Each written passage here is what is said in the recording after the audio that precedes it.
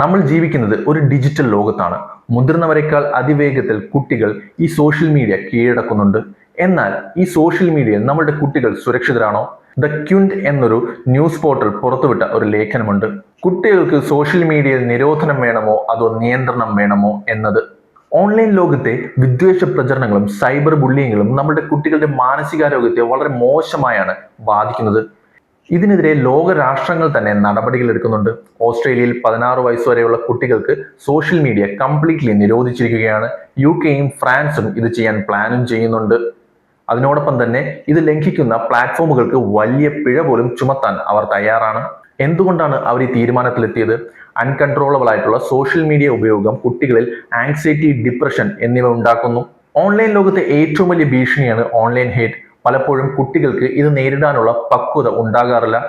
നിറത്തിന്റെ പേരിൽ, വിശ്വാസത്തിന്റെ പേരിൽ, മതത്തിന്റെ പേരിൽ അവൻ അവിടെ പരിഹസിക്കപ്പെടാറുണ്ട്. ലേഖനം പറയുന്നത് പോലെ സോഷ്യൽ മീഡിയ അൽഗോരിതങ്ങൾ പലപ്പോഴും പ്രവർത്തിക്കുന്നത് നെഗറ്റീവ് അല്ലെങ്കിൽ പ്രകോപനപരമായ കാര്യങ്ങൾ പ്രോത്സാഹിപ്പിക്കാനാണ്. കുട്ടികൾ പലപ്പോഴും അറിയാതെ തന്നെ ഇത്തരം റാബിറ്റ് ഹോളുകളിലേക്ക് വീണു പോകാറുണ്ട്. ഇതവരെ വിഷാദത്തിലേക്കും സമൂഹത്തിൽ ഒറ്റപ്പെടുത്തുന്ന രീതിയിലേക്കും കൊണ്ടെത്തിക്കുന്നു. ഇവിടെയാണ് ലേഖനം ഒരു പ്രധാനപ്പെട്ട ചോദ്യം ഉയർത്തുന്നത്. നിരോധനം കൊണ്ട് മാത്രം പ്രശ്നം തീരുമോ? ഇല്ല എന്നാണ് വിദഗ്ധർ പറയുന്നത്. സാങ്കേതിക വിദ്യ അതിവേഗം പഠിക്കുന്ന കുട്ടികൾ VPNോ അല്ലെങ്കിൽ വ്യാജ പ്രൊഫൈലോ ഉപയോഗിച്ച് ഈ നിയന്ത്രണങ്ങൾ മറികടക്കാം. പൂർണ്ണമായ നിരോധനം കുട്ടികളെ രഹസ്യ സ്വഭാവമുള്ള ആളുകളാക്കി മാറ്റാൻ സാധ്യതയുണ്ട്. എന്തെങ്കിലും പ്രശ്നം പറ്റിയാൽ ഭയം കാരണം ചിലപ്പോൾ അവർ മാതാപിതാക്കളോട് കമ്മ്യൂണിക്കേറ്റ് പോലും ചെയ്യാതിരിക്കാം. അതുകൊണ്ട് തന്നെ ബാൻ എന്നതിനേക്കാൾ ഉപരി ഒരു സേഫ് സ്പേസ് ഉണ്ടാക്കുക എന്നതാണ് ലേഖനം ചൂണ്ടിക്കാട്ടുന്നത്. ഈ പോരാട്ടത്തിൽ മാതാപിതാക്കൾക്കും വലിയ പങ്കുണ്ട്.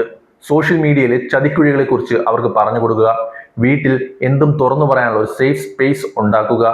സോഷ്യൽ മീഡിയ ഉപയോഗിക്കാൻ സമയപരിധി നിശ്ചയിക്കുക. അതേസമയം ടെക് കമ്പനികൾ അവരുടെ പ്ലാറ്റ്ഫോമുകൾ കുട്ടികൾക്കായി കൂടുതൽ സുരക്ഷിതമാക്കണം. അൽഗോരിതത്തിൽ ചേഞ്ച് വരുത്തണം. മോശമായ കണ്ടന്റുകൾ ഉണ്ടായാൽ അതിനെ ഉടൻ തന്നെ റിമൂവ് ചെയ്യണം. കേവല ലാഭം മാത്രം നോക്കിയുള്ള പ്രവർത്തന രീതി മാറേണ്ടതുണ്ട്. ചുരുക്കത്തിൽ, കുട്ടികൾക്ക് സോഷ്യൽ മീഡിയ നിരോധിക്കണമെന്ന വാദം ശക്തമാകുമ്പോഴും അവരെ ഈ ലോകത്ത് എങ്ങനെ സുരക്ഷിതമായി വളർത്താം എന്നാണ് നമ്മൾ ചിന്തിക്കേണ്ടത്. സാങ്കേതിക വിദ്യയെ പേടിക്കുകയല്ല, അതിനെ എങ്ങനെ ഉത്തരവാദിത്തോടെ ഉപയോഗിക്കാമെന്ന് നാം അവർക്ക് പറഞ്ഞു കൊടുക്കണം.